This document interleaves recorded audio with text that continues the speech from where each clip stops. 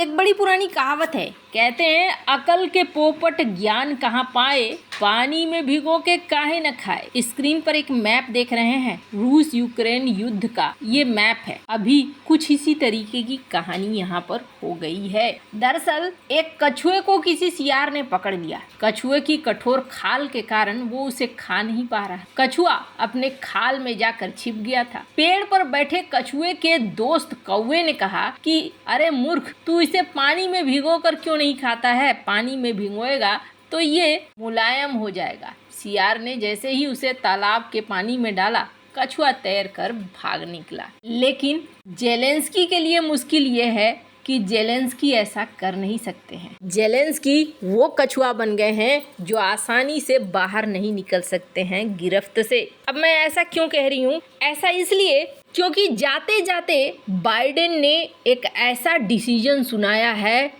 जिस डिसीजन के बाद दुनिया हिल गई है और 24 घंटे के अंदर, जिसे कहते हैं ना पासा पलटना, वो पासा पलटने वाला सीन खड़ा हो गया है। Donald Trump, Elon Musk, Bharat, सभी के लिए चुनौतियां खड़ी हो चुकी है। जियोपॉलिटिक्स में बहुत कुछ चल रहा है।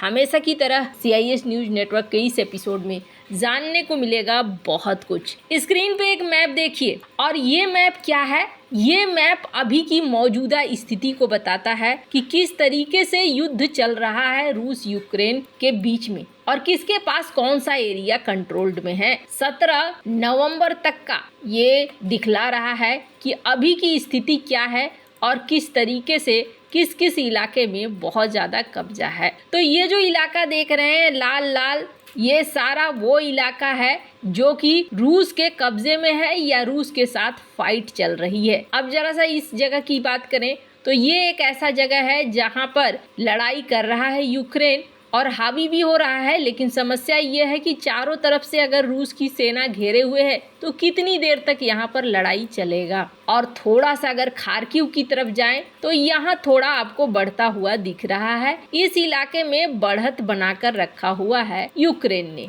और यहाँ कुसर्क के इलाके में एक जबरदस्त लड़ाई चल रही है। कुल मिलाकर कहें कि इस युद्ध से क्या लाभ हुआ, तो इस युद्ध से यूक्रेन को कोई खास लाभ होता हुआ नहीं दिख रहा है। बस ये जरूर दिख रहा है कि यहाँ पर यूक्रेन का एक जमीन का बहुत बड़ा टुकड़ा जा चुका है, कब्जे में है। अब ये जो जगह आपने देखी, इस जगह के लिए, कुसर्क के लिए क्या कर रहा है रूस ये कर रहा है कि रूस ने अब तेजी से यहाँ पर हमले करने शुरू कर दिए हैं। यहाँ पर 50,000 सैनिकों को भी उतार दिया है। न सिर्फ 50,000 सैनिकों को उतारा है, बल्कि यूक्रेन के एनर्जी संस्थानों के ऊपर, ऊर्जा के संयंत्रों के ऊपर कथित तौर पर हमला भी शुरू कर दिया है। क्यों हमला शुरू किया है? क्योंकि रूस चाहता है कि जब हम बातचीत के टेबल पर बैठें तब मेरे लिए आसान हो, मेरे किसी जमीन पर यूक्रेन का कब्जा न हो, हमारा कब्जा जिस इलाके पर है उसके लिए हम बात करें। वैसे भी डोनाल्ड ट्रंप ने जो प्लान सामने रखा है, उस प्लान में यूक्रेन के लिए कुछ खास हासिल होने वाला नहीं है। अब इस बीच यूक्रेन भी इस प्लान को लेकर कहीं ना कहीं रेडी होता हुआ दिख रहा है। अब ये मैं कैसे कह रही हूँ, मात्र 24 घंटे पहले की ये खबरें देखिए। द कीव इंडिपेंडेंट ये क्या लिखता है कि जेलेंस्की ये कह रहे हैं कि अब ना हमें हर तरीके से इस युद्ध को खत्म करना चाहिए, डिप्लोमेटिक तरीके से बातचीत करनी चाहिए और अगले साल तक ना किसी भी कीमत में इस युद्ध को खत्म कर देना चाहिए। जेलेंस्की इस बात को कहते हैं। जेलेंस्की की ये बातें एक मीडिया में नहीं बल्कि कई मीडिया में छपती है। स्क्रीन पर आप देख सकते हैं। यूक्रेन के जेलेंस्की इस युद्ध को डिप्लोमेसी के जरिए खत्म करना चाहते हैं। CNN की रिपोर्ट देख सकते हैं। जेलेंस्की यूक्रेन युद्ध को ट्रंप के राष्ट्रपति बनने के अंदर बहुत ही तेजी से खत्म करना चाहते हैं, क्योंकि इन्हें भी समझ में आ रहा है कि डोनाल्ड ट्रंप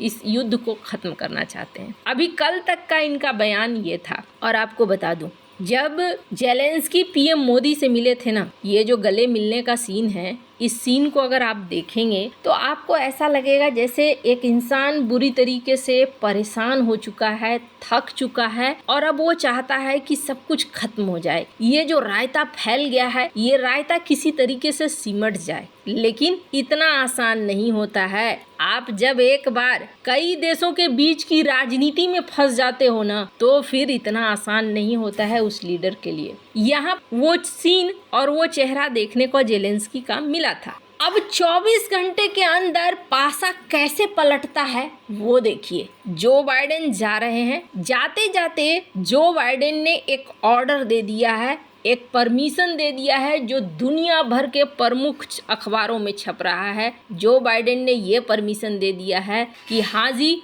आप लॉन्ग रेंज की मिसाइलें इस्तेमाल कर सकते हो। अब इसका साधारण भाषा में मतलब समझिए कि अब यूक्रेन के पास पावर है। यूक्रेन लॉन्ग रेंज के हथियारों से रूस के अंदर फायर कर सकता है। और रूस के अंदर फायर करने का क्या मतलब है? पिछली बार राष्ट्रपति पुतिन ने जब ये बात हो ही रही थी कि ऐसा कुछ हो सकता है, तब ये कहा था कि सुनो, अगर तुमने किसी भी तरीके से रूस के अंदर हमला किया, अमेरिकी मिसाइलें अगर हमारे देश के अंदर आई, इसका मतलब हम समझेंगे कि इस युद्ध में नाटो ने एंट्री मार ली है और तब हम विश्व युद्ध करने से हिचकिचाएंगे नहीं। और इसका मतलब ये भी था कि यहाँ न्यूक्लियर वॉर हो सकता है, परमाणु युद्ध हो सकता है। स्क्रीन पर डोनाल्ड ट्रंप का एक बयान सुन सकते हैं। We have never been closer to World War III than we are today under Joe Biden.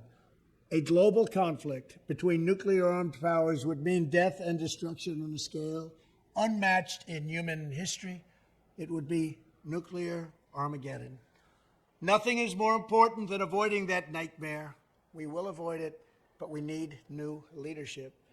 Every day this proxy battle in Ukraine continues, we risk global war. We must be absolutely clear that our objective is to immediately.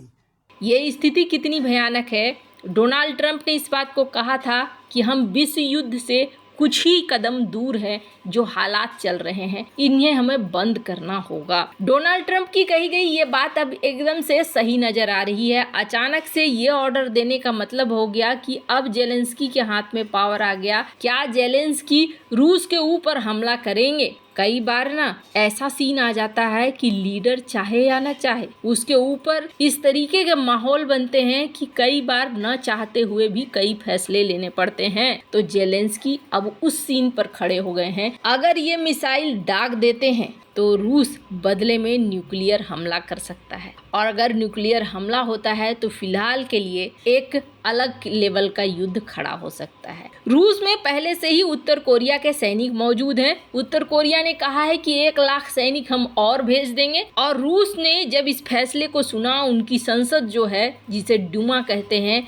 वहां पर बैठक हुई। बैठक के बाद सांसदों ने ये कहा कि हाँ जी, अगर ये सीन चल रहा है तो इस सीन सीधा सीधा मतलब ये है कि ये तीसरा विश्व युद्ध चाहते हैं। अब आपके मन में ख्याल आएगा कि डोनाल्ड ट्रंप इस युद्ध को रोक देंगे। ऐसा नहीं होगा।